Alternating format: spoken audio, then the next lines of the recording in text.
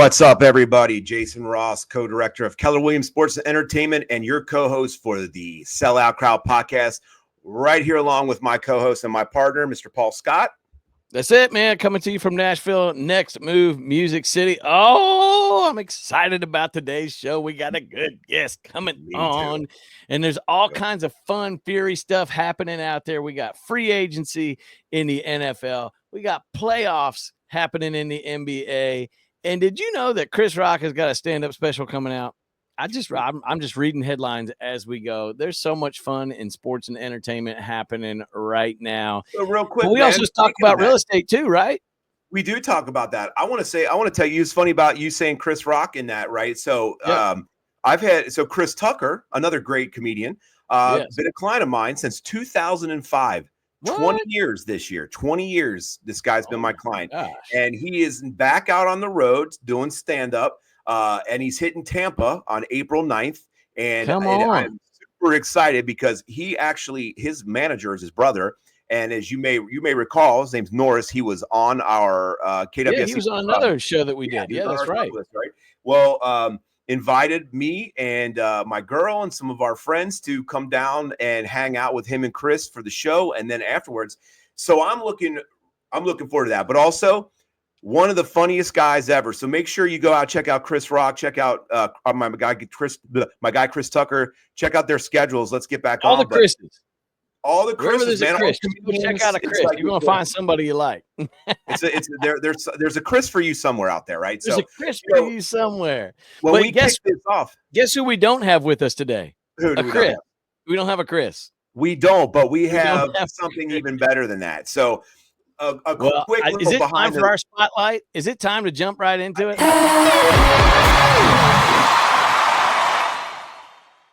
My goodness, I'm gonna wait. Are y'all ready? Boom. There he is not. There he is. There he is. Oh yeah.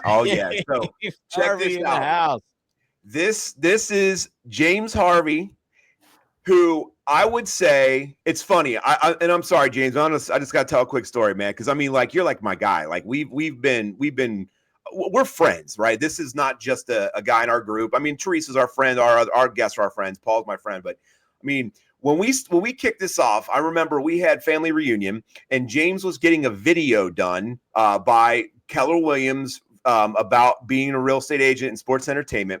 And I remember he like randomly hit me up. We had not met. We had not talked. And he randomly hit me up one day and was like, do you know when I'm going to get this video? And I was like, I don't know when anyone's getting anything. But by the way, let's chat. And I think at that point, my partner Jordan had like worked with him and given him like a client that he had done some stuff with. But I got to tell you, from Keller Williams Sports Entertainment, 3 years and a couple months deep, we're into our 4th year, which by the way is amazing, right? And since that day, this guy's been on multiple panels. He's worked with some professional sports clients of mine and some of Jordan's and some other folks, but like no BS, straight to the point, dude. Literally like one of the best guys. Like seriously, like I'm just love this guy. He used to work with celebrities. Now he is one. So you know that's what we're doing. You know, yeah. JHJR, man. Everybody knows this guy. So okay, enough of the slobbery dobbery on this dude. He's the best. I'm gonna let him. James, thank you for doing the show, man. Because you are a mover and shaker. We know you're busy, but appreciate you coming on the show. Please introduce yourself to everybody a little bit about yourself, man. Yep. Thank you, Jason and Paul, for having me. My name is James Harvey. I'm the CEO of the Harvey Group. Our main headquarters is in Memphis, and we just launched the office in Atlanta. So I'm excited to get into that market and build the same thing that we've been able to do in Memphis. Yes, sir. And I've got this wonderful website up here. Got a great team. All of these people up here. I mean, that's a good sized team. It looks like you can serve a lot of different areas. You want to tell us about, some of your coverage, what makes you guys a little bit unique in each of those markets? Yeah. So I think in the Memphis market, just, trailblazing the path. Okay. The way that luxury real estate is done now is not the way it was done 10 years ago. You know, I These always look like really small homes that you're selling. yeah, that one's only about 14,000 square feet. That's it. Man. So luxury home market, Memphis. Yeah, continue. I didn't mean to interrupt you, but yeah, tell me more about that. So most people don't even think we have a luxury home market in Memphis. Right? Memphis is made up of a lot of self-made people. It's a blue-collar city. So with blue-collar cities, you can't Google James's salary, right? You know, Right. you often find out that James owns a farm and his cousin, you know, sells planes. And it's just those blue-collar, under-the-radar type families, you know, even knowing people here in Memphis that, you know, they're rice brokers and they're bringing in $30-40 million a year, right? Gotcha. Versus going to a high level metro city where you have the Googles and Apples and Microsofts. You know, I can Google Jason Ross's salary and say, okay, I work with Jason. He makes $1.2 million a year. In Memphis, the money is a little more hidden. Okay. You know, people live in mansions and drive minivans here. Well, I'm also looking at these homes and I'm going, this ain't a bad price point. If I wanted to spend $2 million on a property here in Nashville, for instance, I might get 2 acres, but the house is going to take an acre of it. And my largest bedroom is probably going to be 14 by 10, you know, and these are fantastic homes at these $1.5 million for this over Well, here. that was something that James and I talked about way back in the beginning when we were when we first got to know each other. I have some properties that I've invested in, and you know, I talked to James a little bit because, you know, I'll tell you something that I like about this guy's been a mentor to me as well. You know, I remember when I was trying, James, you know, if you recall this, I was asking you a little bit about, I was thinking about buying for short-term rentals or Right. long-term. And Paul, you'll love this, especially being in a city with short-term. And I ended up going the short-term route. So Wallace, I'm that guy that asked for advice and then went the opposite direction.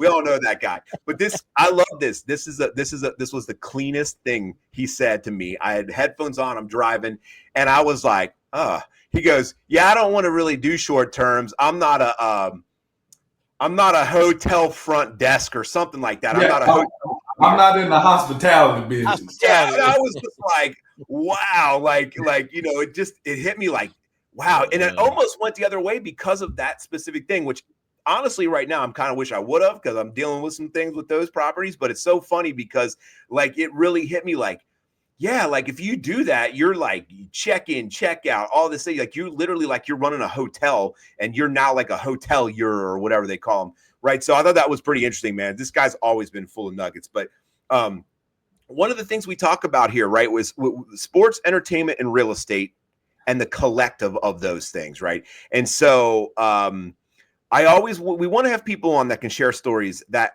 kind of stimulate the mindset of anyone that's going to watch, right? Like our agents that watch, people outside that want to learn a little bit more about what we all do. And I want to go back to you and I had a transaction together. You know, I had a client who had I think it's okay for us to say Grizzlies player because we're not going to say his name, but had a Grizzlies player, young guy, not from the US. And so when we were like, hey, this is his budget, no problem. And we're talking about it. James, you know, of course, I like James, kind of guy you hand the keys to, it's getting handled, right? And so tell us about what happened on that, because I don't, we want to spotlight you because tell us what happened and then how you solved that issue for us. Yeah. So the first problem was, he didn't have credit. And so what athletes often find is your money is still no good without credit unless you want to pay cash for everything.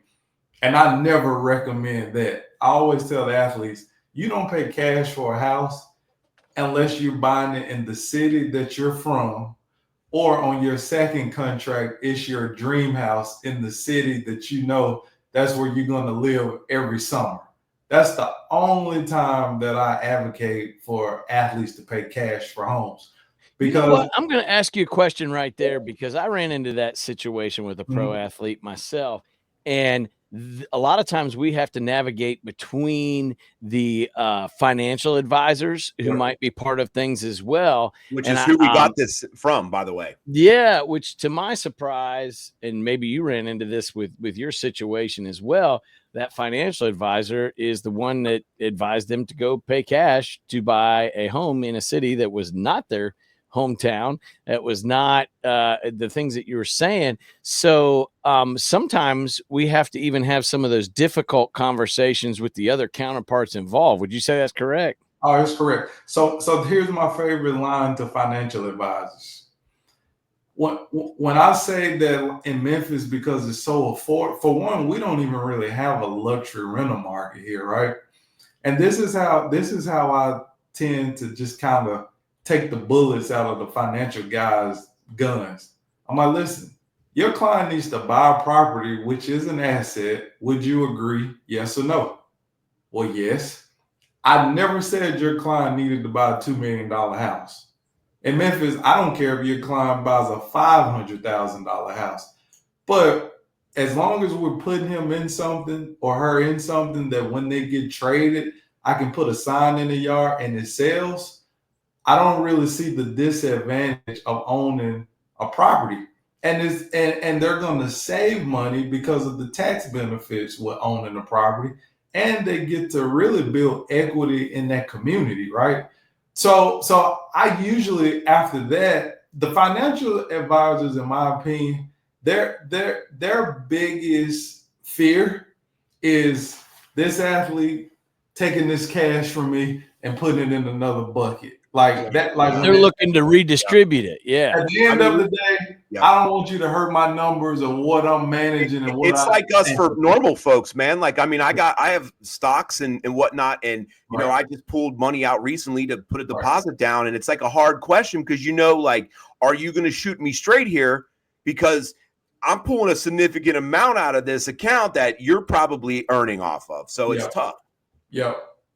So that's the conversation that I often have. So in this situation at hand, so the athlete didn't have credit, and so what happens is, I always tell athletes, I understand you bank at the Wells Fargos and Bank of Americas and all these big banks, but you have to be able to bank at community banks because they're in the community. And for one, if you put 50 grand into a community bank or 25 grand and you take that money out, somebody's going to call you for dinner. You take 50 grand out of Bank of America, they're going to roll out the red carpet and say, okay, what size escort would you like to take you and your money somewhere else? So just getting these athletes to understand relationship early. So in this case, I have a relationship with the bank who happens to basically be the sponsor of the Grizzlies. They're the main sponsor. And so they have a sports and entertainment department where most banks, they want to see a player's contract and know, okay, they may not necessarily have the cash, but they may have credit, but they also have a 3-year deal. Well, in this case, this player actually has some cash, but just had never ran his credit at all. And they were able to really build a relationship with him and make something work for him. And actually,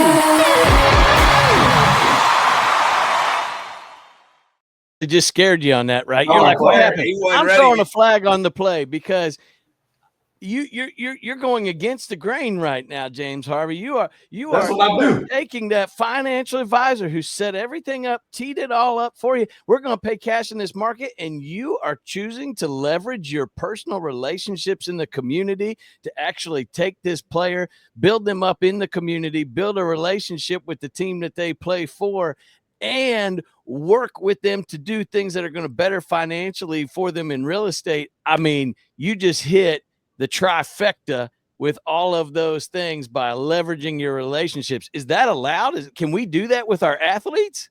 So, Paul, I'm going to throw another flag back at you. Hold on.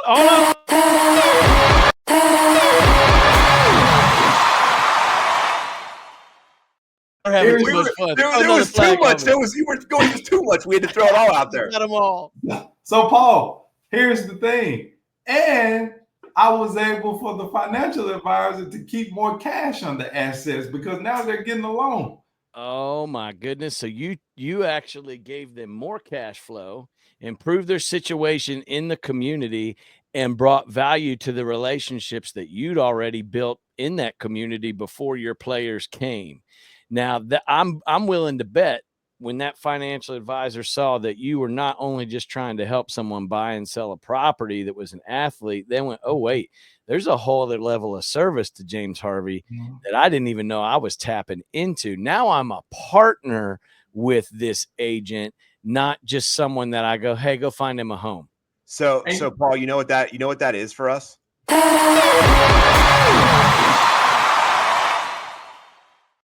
We got too many of these. We're having James fun. Harvey just opened up the backstage pass to show us how to do something differently. And so James, continue to tell us how you made this work.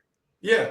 And so they figured it out and we were able to close the deal. And so this is what I tell. So I work with probably 35 athletes. And this is how I know, this is how you know when you're doing a good job by the financial advisors.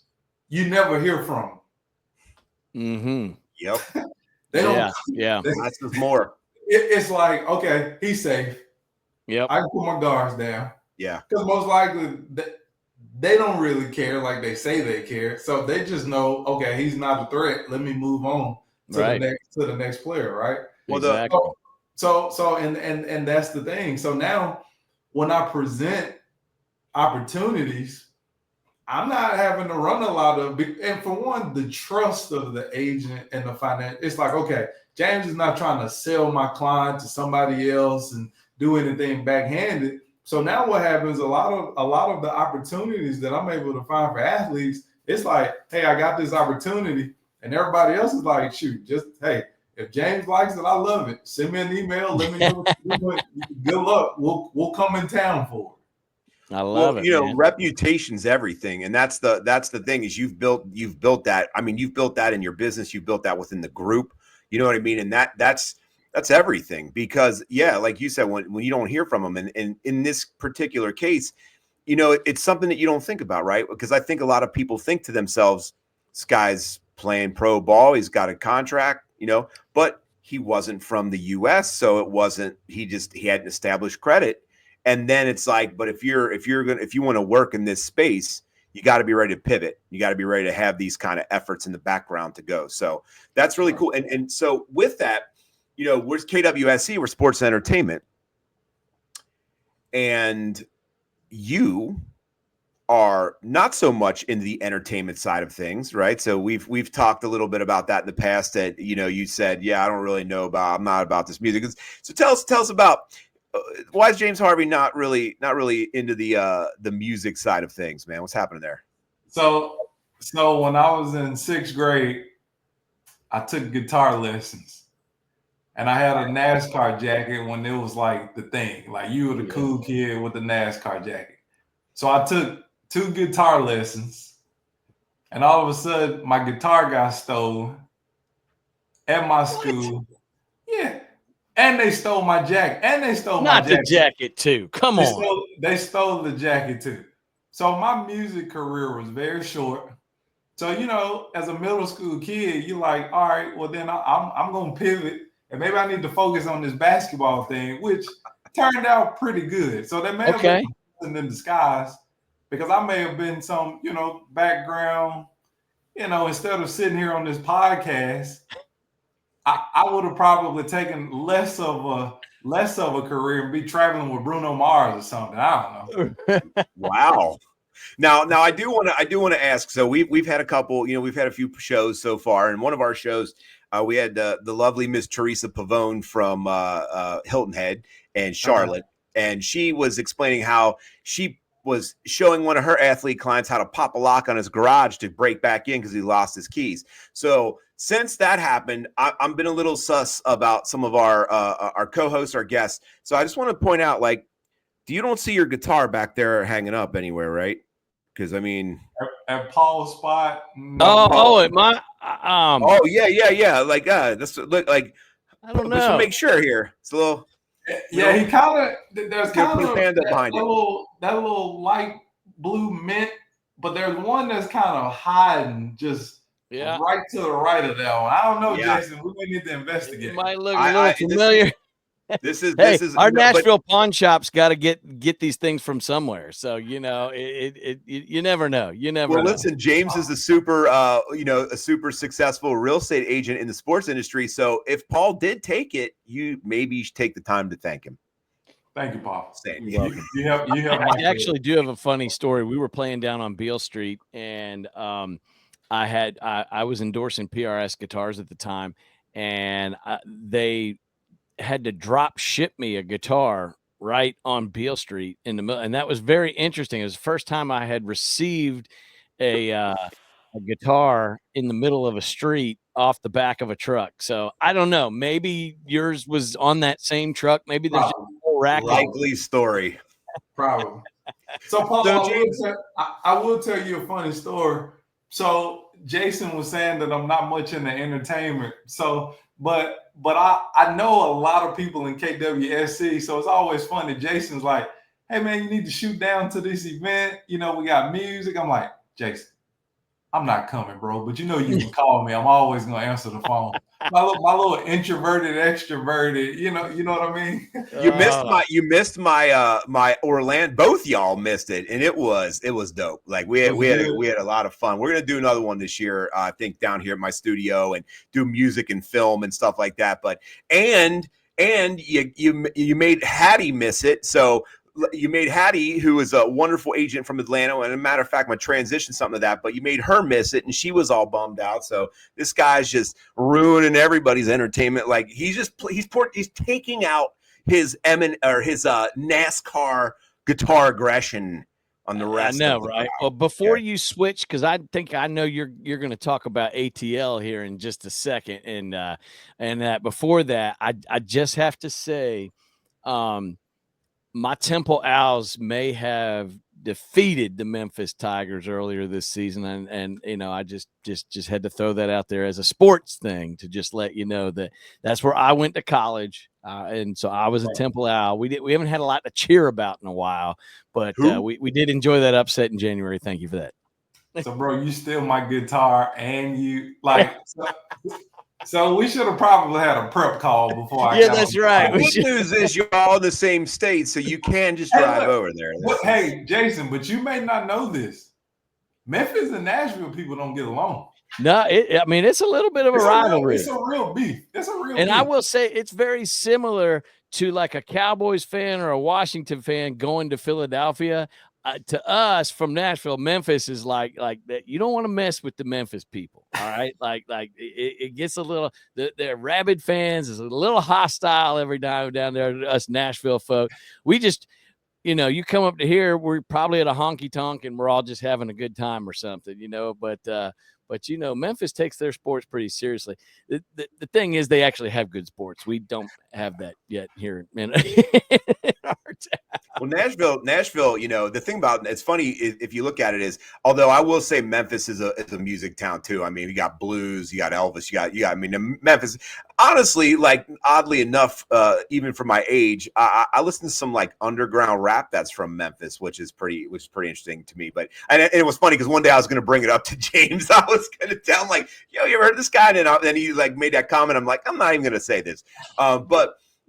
Before we go to the Atlanta thing, James, like tell me, so you're in sports because you kind of got into basketball, but you have kind of a background, like a more of a career or background a little bit in basketball. Am I right? Like some coaching, some things or something? Right. You talk about that a little bit? So when I got out of college, so I had the opportunity to go play basketball in Brazil or Argentina, and you know, I've always thought entrepreneur, and I don't knock anyone for taking that path, but I'm like, man, I don't want to go out the country to make $150,000 a year. So I always knew I never wanted to be a coach. I was like, I either want to play or I want to be a basketball trainer. And so, man, when I was 22 years old, I started a basketball academy, and I grew it to over 400 kids. I mean, I trained probably over 30 NBA players. 25 overseas players.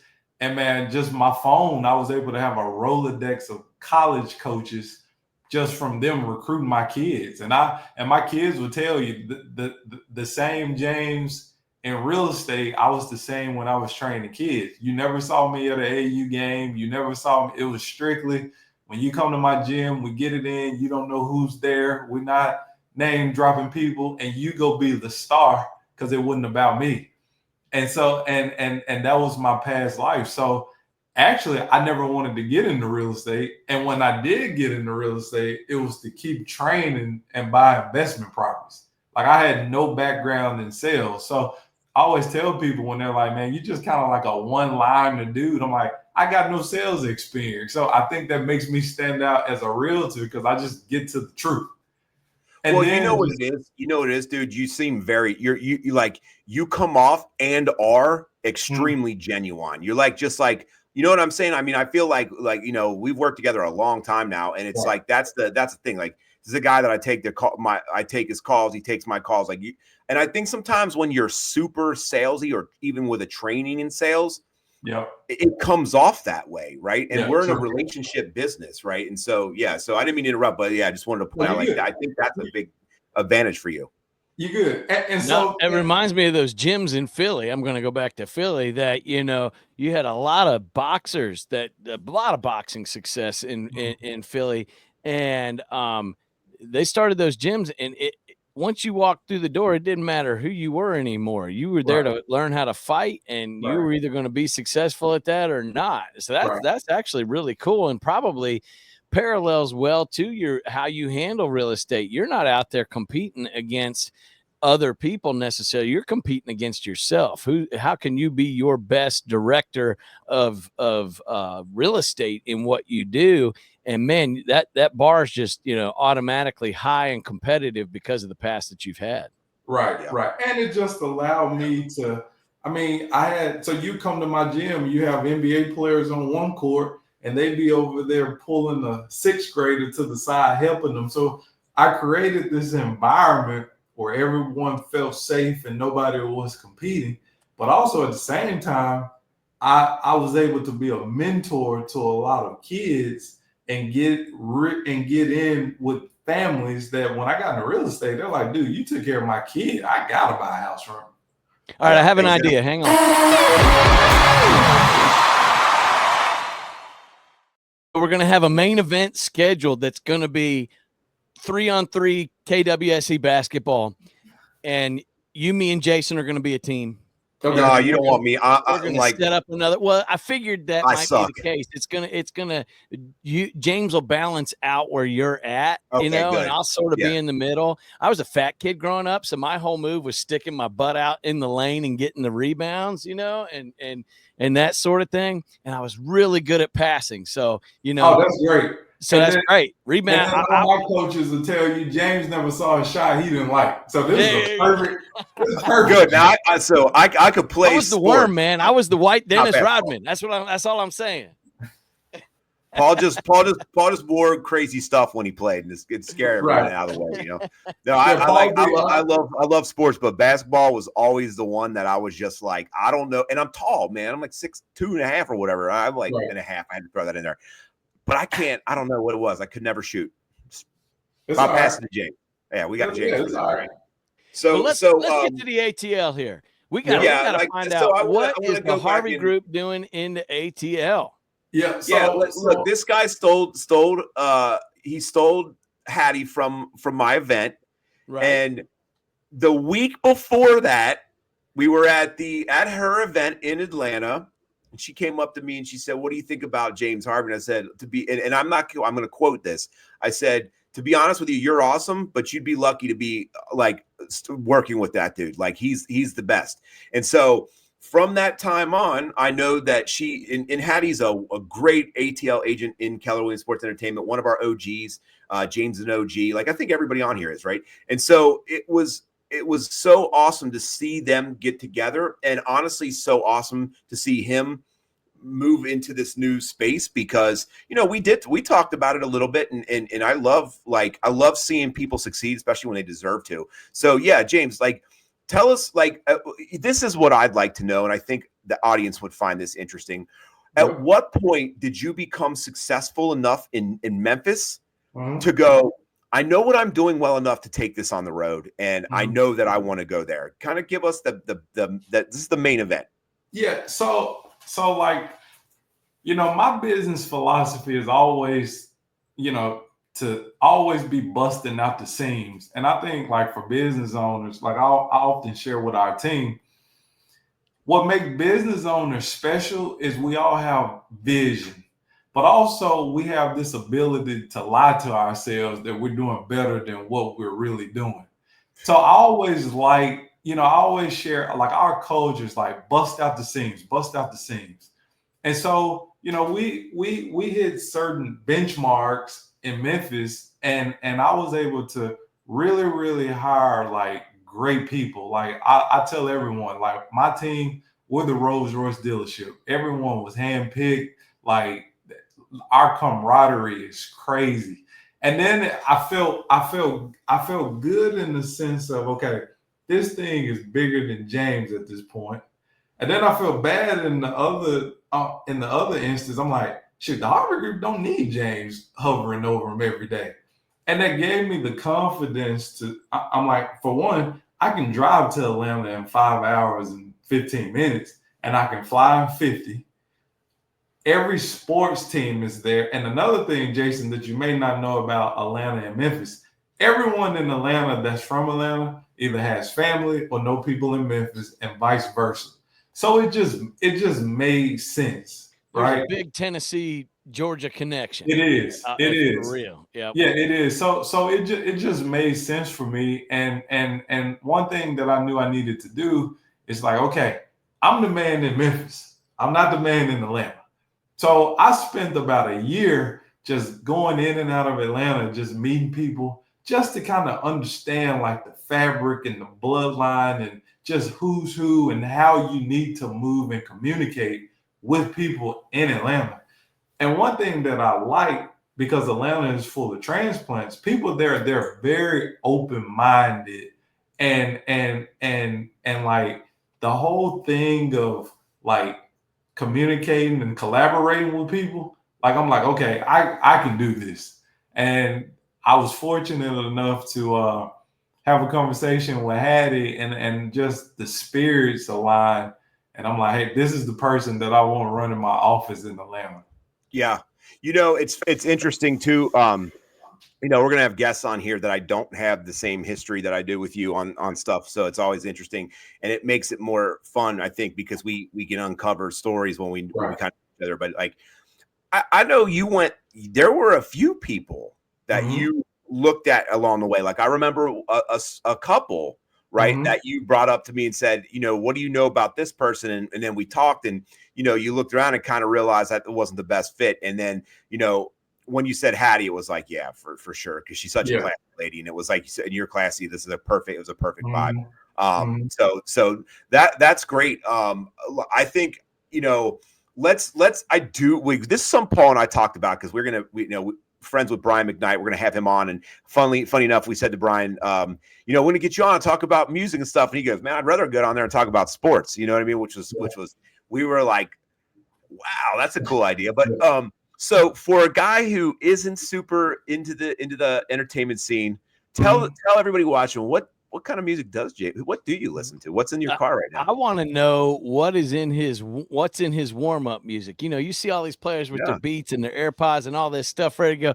Yeah, who do you listen to when you're in the zone, man? So first of all, I'm playing guitar. Yeah, so first of all, I don't have warm-up music no more because I'm old and washed. I'm a golfer now, man. But I'm a big jazz guy. Okay. So Boney James is my favorite. Come on, Boney James. Musical. Like, Jason, you'll appreciate this. Yep. I actually go see Boney James perform. Yep. Good. Is that because James is in his name, or no? Just because the dude just got so much swag. Yeah. Like, I mean, there's swag. I'm not going to pretend to have the best, let's see, pictures going on here. But, I bet a lot of people out here don't know who Boney James is. A lot of people don't. Yeah, I mean, jazz is its own. Like, you know what's funny about jazz, and you know, you guys may or may not feel me on this one, but it's kind of like gospel, right? It's like you know, not to, you know, I promise I'm not a big name drop guy, but I've been friends with Fred Hammond for literally 20 years. Like 2 music videos with the guy, recorded with him. A lot of like that is one of the best singers ever. But a lot of people never heard of him because he's in this really like focused genre of music, right? When literally that guy should be like the R&B king of the world because he's like insane. And that's how I feel about jazz too. Like these are some of the best musicians you're ever seeing or hearing and whatever. And they're playing stuff you're like, what is this? But I love it. Like because they go all over. But they're because they're in this like specific genre, they don't get as much visual as everybody else when realistically, like you said, you should be out seeing these folks. I'm gonna throw something out there. Well, no, go ahead, James. Go ahead. So I got three artists for you. Okay. Boney James. Okay. Robert Glasper and Alex Isley. Have y'all ever heard of Alex Isley? I've heard of Alex Isley, but not was this who was the second one? Robert Glasper. No, okay. All right. Robert Glasper and Boney and Alex. So Alex Isley is Ron Isley's granddaughter. Oh, yeah. Okay. I was gonna say I thought that sounded familiar.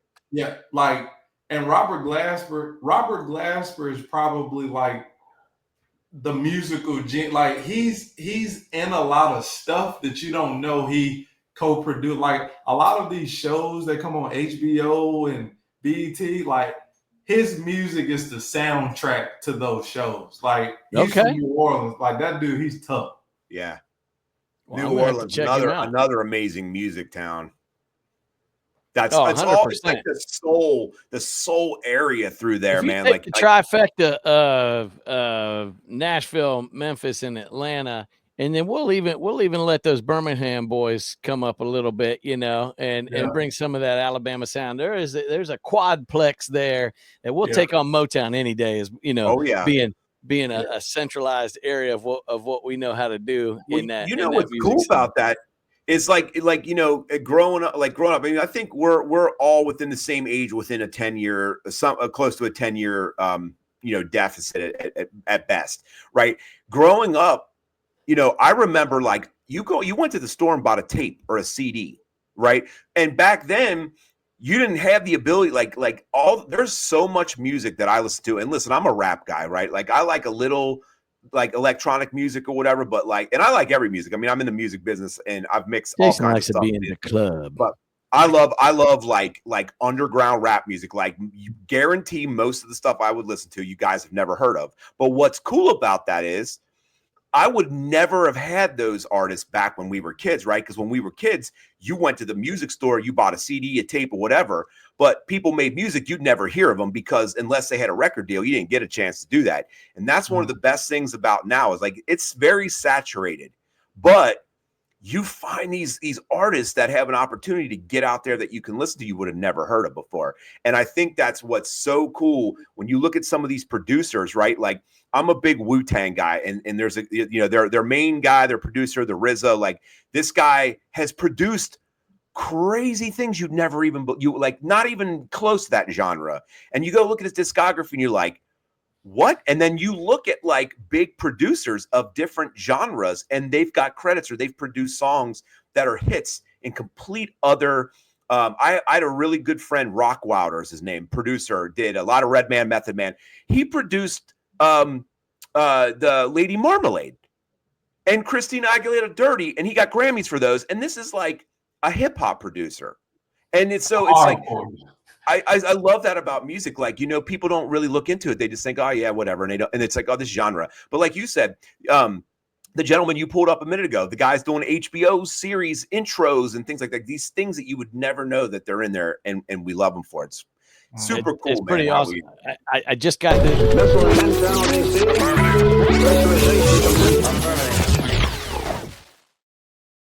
Breaking news: James Harvey and Paul Scott are doing a album together produced by Jason Ross featuring jazz and rap elements, and we're going to use it as the background music for our featured luxury videos in Memphis, Nashville, and Atlanta. I'm just the The last And we're song's gonna go called do house "Give Me My." tours together, James, And in all 3 cities. And I Last just want song's called "Give Me My Freaking Guitar Back."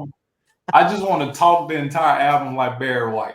Yes, with a Southern accent. Barry White with a Southern accent. And all of a sudden he's like, Harvey, "Wait a minute, that's my guitar you got over there." No, but you know what? I will say one thing to kind of tie this all together before we let James go here is, man, I love that you brought that up, because even as somebody, you know, is mainly a sports guy, but you love jazz. I think one of the things that you love about jazz, and it's a lot about what music in Memphis and a lot about music in Nashville, is when you go and do a session in Memphis or you go do a session in Nashville, we usually hear the song one time, a scratch tape, real bad, dirty. It was like it was playing on a stolen guitar or something.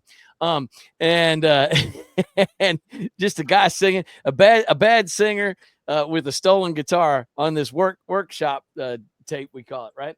So we'll hear that one time, then we'll get a chart with the numbers on it, but nobody talks to anybody about really the song too much, not a whole lot of ideas up front. They just hit record, throw it in, click, click, click, and we go.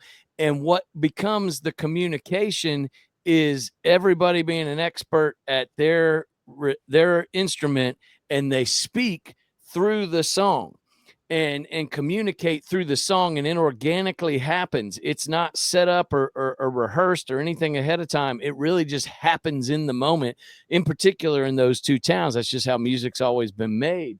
And I think in what we do in working with our athletes and our entertainers, and you kind of alluded to that earlier, is, you know, you could have been just the guy that just went, okay, financial advisor, okay, this and that, and just played it cool, like, oh my gosh, I got an athlete, I'm going to shut up and just not, you know, participate.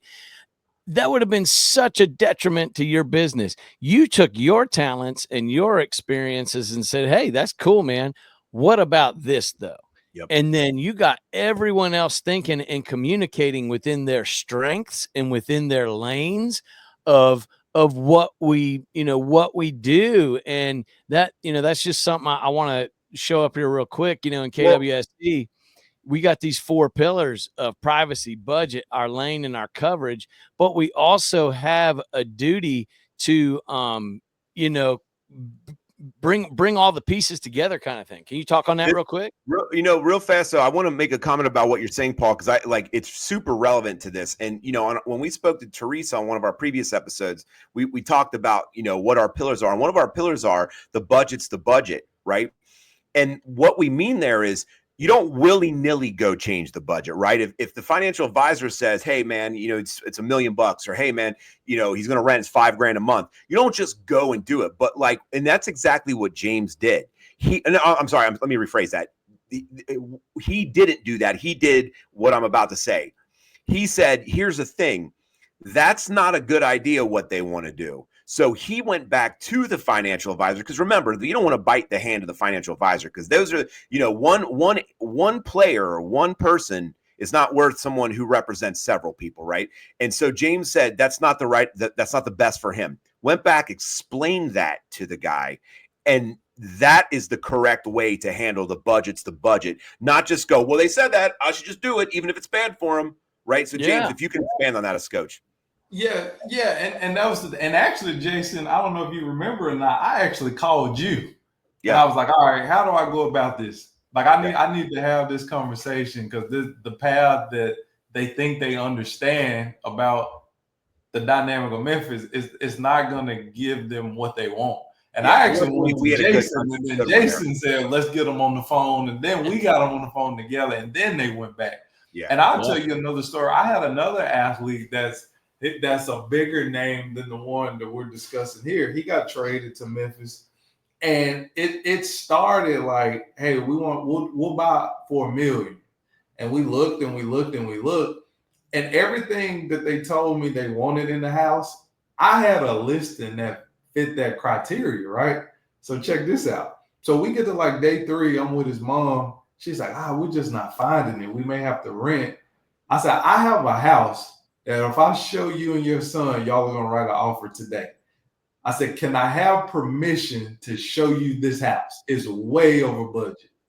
She said, show me the house, James. Showed her the house. They bought the house. She's like, all right, let's write it up. That's incredible. That's incredible. Man, so many. So here's the thing, man. We love it when our episodes kind of go over because the conversation's good. But we need to wrap up. And we want to respect your time. We're gonna have to have a part 2 with James Harvey. I think is what we need to do on the other side, man. Atlanta edition or something. That's a good idea. And James, if we just appreciate you, man. Like I said, I work with a lot of people, and you are one of those guys that's like anytime, at every event, you know what I mean? I always seek out to find where you're at and catch up and stuff, man. So, thank you for taking the time. Like you definitely have some really great knowledge and even earlier, oh man. And I'm sorry, I'm like so much going on, but even earlier, you and Paul were talking about something, and I'll freaking remember this later, but you said something and I was like, it was when you were talking about what you tell your team about abundance. Oh, as an entrepreneur, we are great at lying to ourselves about we're doing better than we really are. And one thing, I'm gonna wrap this up. I know sometimes I'm long-winded on this, but like, listen, I love like not to sound weird. Like I've been in business. Matter of fact, my company where I'm at right now is turning 21 years old tomorrow. Tomorrow is my 21st anniversary. We're going out. We're having a great time. March 8th, 2004. I've been around, right? But whenever I talk to somebody, especially like, to be honest, you're 10 years younger than me, right? When I talk to somebody, and every time I talk to that person, they say something that's just like, that's really good. Like, that's the kind of people I like to be around. You know what I mean? Mindset, right? So like, even that, like when you joked with me about the Airbnb, and I was like, that's a really good point. And even though I didn't do it. And then this, right? Even though I was like, yeah, whatever. And then that's a really good nugget, because you're right. Like I will lie to myself, like I'm going because that's how I get through it, right? So just appreciate you, man. Like you're just a great dude, and thank you for coming on our show. Nuggets, man, you filled us with nuggets. A lot of value, and I hope that we, bring some to you here as well today. Everybody, make sure that you go and check out Mr. James Harvey. Yes. And again, I'll pop it up here just one more time so everybody can see it. We got, that's not it. That's Jason. He's looking good though. That's all right. We got the Harvey group, y'all. You guys make sure that you figure it out at thejamesharveygroup.com. And what's a good, you got Instagram handles, all that stuff? I do. So the James Harvey Jr. _ Okay. Yep. Well, we're going to make sure that people check you out. Anything that you have a need for in Memphis or Atlanta, he's your guy. And you can always reach out to us as well. We want to make sure that we connect with you again. James, we're going to let you go. Just hang out in the green room with us here for a minute, and we'll get right to you. Yeah. Man, Jason, what a great show. That was so awesome being able to have James on. Lots of fun. I'm going to have to look for his guitar somewhere around here. I don't think it's playing around, but we'll I only knew that story. I swear on my life, man, I'd have been wearing a NASCAR jacket. I would have literally had that thing on and just been like, what? What? I don't know. I mean, you know what? I wasted an opportunity myself. I should have said, hey, if I get a referral from you in the Nashville area, I'll make sure you get a guitar as a gift. It might look like yours, it might not, but at least he'd be getting, I don't know, man. What I'm going to do?